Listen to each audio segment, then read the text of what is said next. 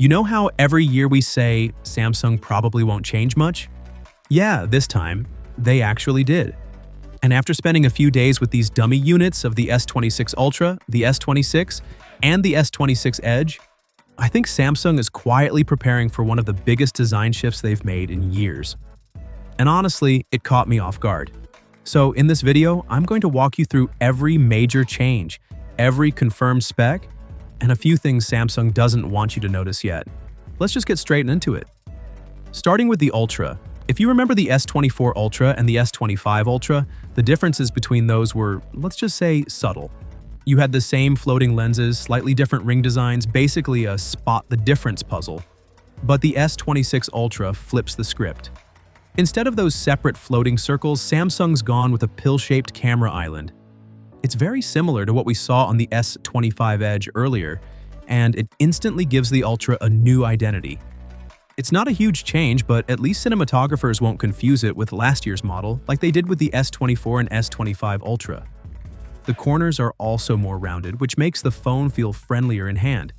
And because the frame curves differently, the S Pen cap might also be rounded now, which also means inserting it will be trickier because it only fits in one specific orientation. Not ideal. The phone itself gets a tiny bit wider, a little taller, and slightly thinner. And the SIM tray hole? Samsung moved it right next to a mic hole, which looks almost identical. So be prepared for people sticking the SIM ejector pin into the wrong hole at least once. Now, the display is probably the biggest upgrade. Samsung is using the same M14 panel that's inside the latest iPhones, and we've already tested this panel before. It's stupidly bright and ridiculously responsive. It genuinely feels like one of the best screens ever put on a phone. And since Samsung is the one supplying these panels to everyone else, they kept one trick exclusively for themselves: native privacy display support.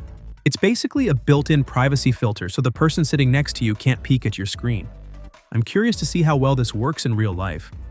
There's also 3rd-gen anti-reflective coating this time, and the bezels shrink again. Samsung loves chasing the whole invisible bezel dream. Camera-wise, yeah, keep expectations low.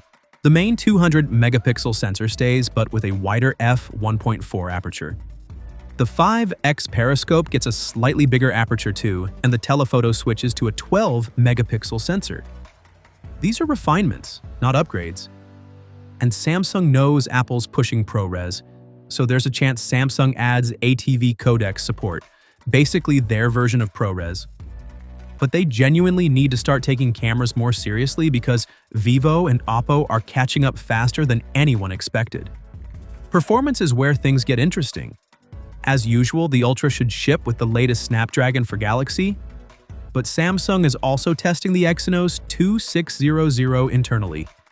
And based on early Geekbench screenshots floating around online, the Exynos 2600 actually beats Snapdragon in single-core performance. Doesn't mean Samsung will use it globally, but it does make things unpredictable.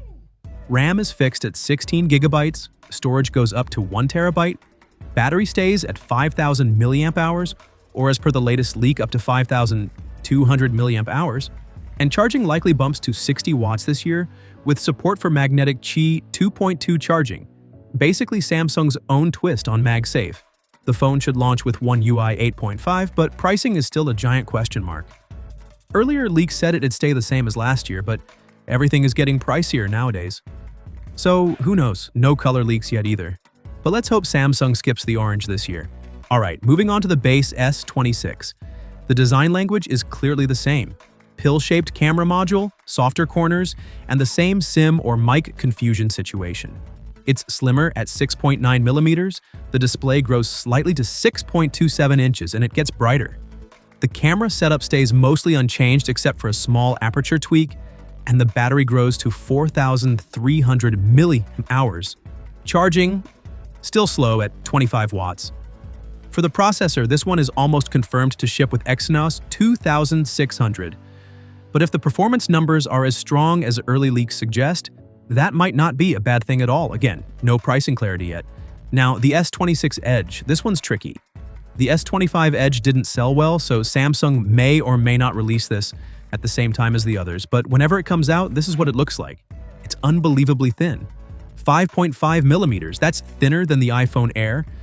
And the camera layout looks suspiciously iPhone-like, but that's not a copy. It's done to push all the internal electronics toward the top, so they could make the rest of the phone razor-thin. Display stays the same as last year, but the cameras get better.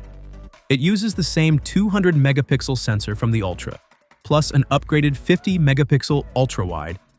The processor is Snapdragon 8 Gen 2 instead of Exynos, which is definitely Samsung trying to make this model more appealing after the Edge lineup struggled. Battery jumps to 4,200 mAh, but charging still remains the same. And for pricing? Yeah. Once again, no solid info. As for the S26 Plus, it's honestly unclear what Samsung plans. It might get replaced by the Edge, it might stick around.